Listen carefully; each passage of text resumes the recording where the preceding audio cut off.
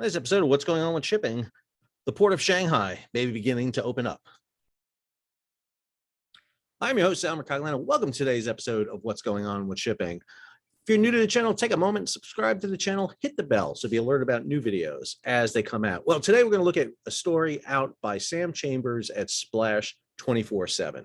Sam takes a look at the opening of the port of Shanghai, which according to authorities may be as soon as mid-May next week. Let's take a look at the story. So here's Sam's story. Shanghai authorities claim city will open up next week. May 20th has been given as the first official deadline for Shanghai, China's largest city, to open up. The metropolis, home to the world's largest container port, and it is the world's largest container port, according to Alphaliner. It is number one at 47 million containers moved last year. Put that in context.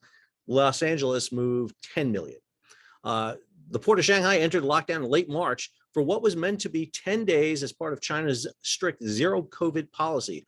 Most of the city's 25 million population have been living in lockdown ever since, with a deleterious effect on local transport, as the trucking chart below illustrates. So this chart that Sam has here, I think, is great because it shows you the index of trucks in and out of the city, and you can see drops during those zero COVID policies. But what makes this policy unique is you had one back in February of 2021, another one in February of 2022. Those lasted a very short period of time. The recent one that started back in April now, or back in March actually, and going on through this period has been ongoing for a while, and you can see how it is flattened out.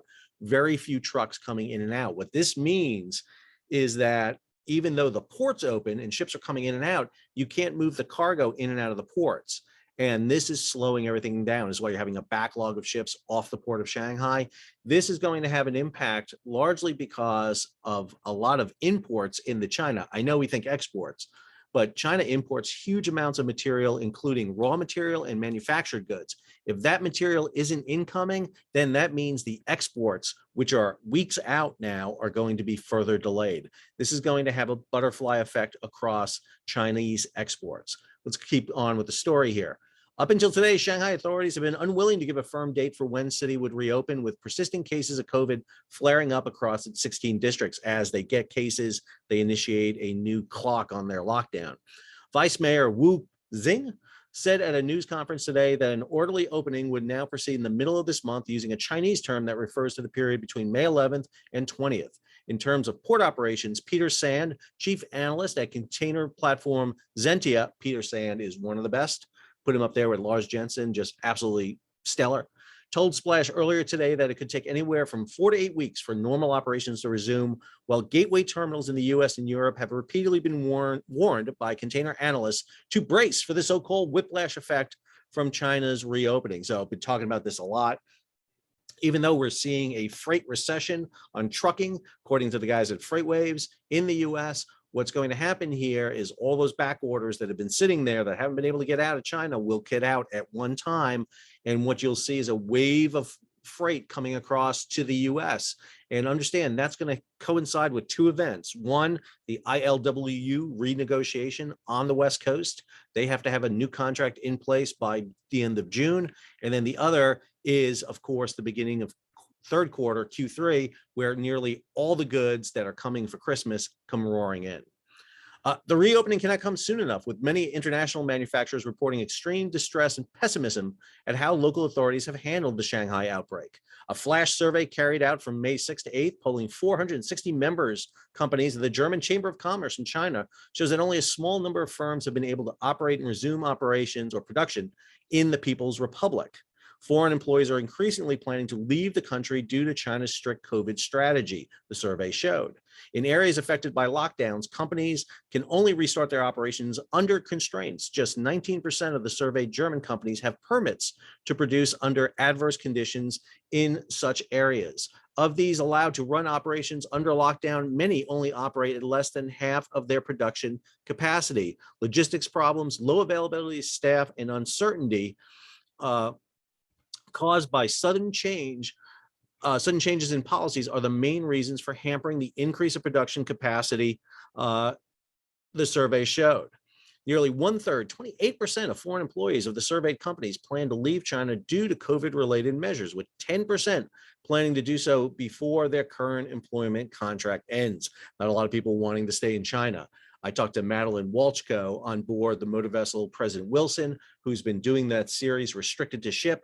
She's on that vessel in Shanghai shipyard, been stuck there now for weeks. They are just now starting to see workers come back on the ship. Only about 100 out of the 500 required, and those are working on outside projects on the vessel, steel work.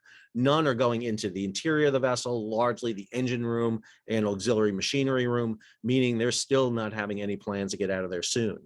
It'll be extremely challenging for German companies to substitute their employees with new staff from abroad, considering how the current COVID outbreak in China is handled, said Maximilian Butek. The most German-sounding name I could think of a German working in China is Maximilian Butek, executive director for the German Chamber of Commerce in Shanghai. Man, it's a great name.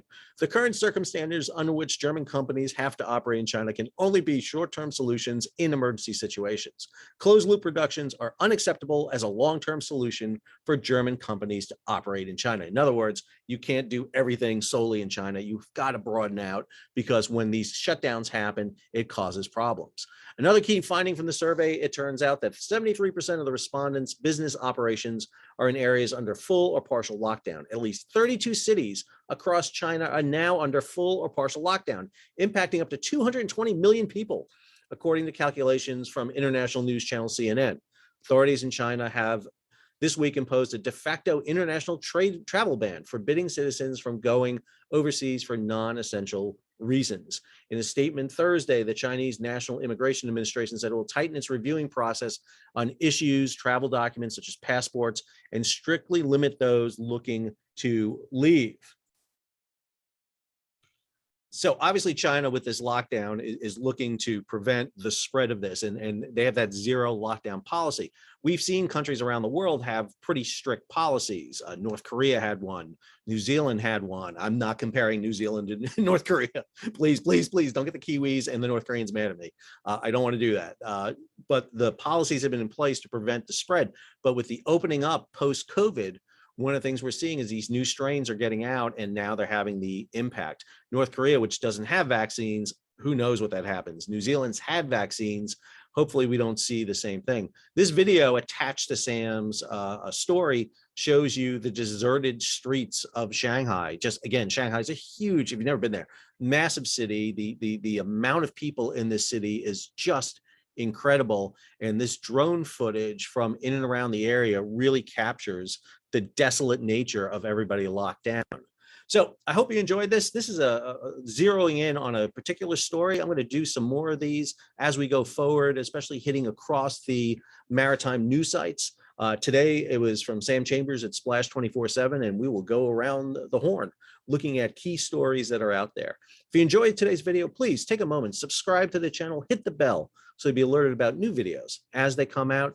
Give it a thumbs up, leave a comment, share it across social media, and if you can, head over to the Patreon page. Support the channel so that I can bring videos like this to you. Until our next episode, this is Sal, signing off.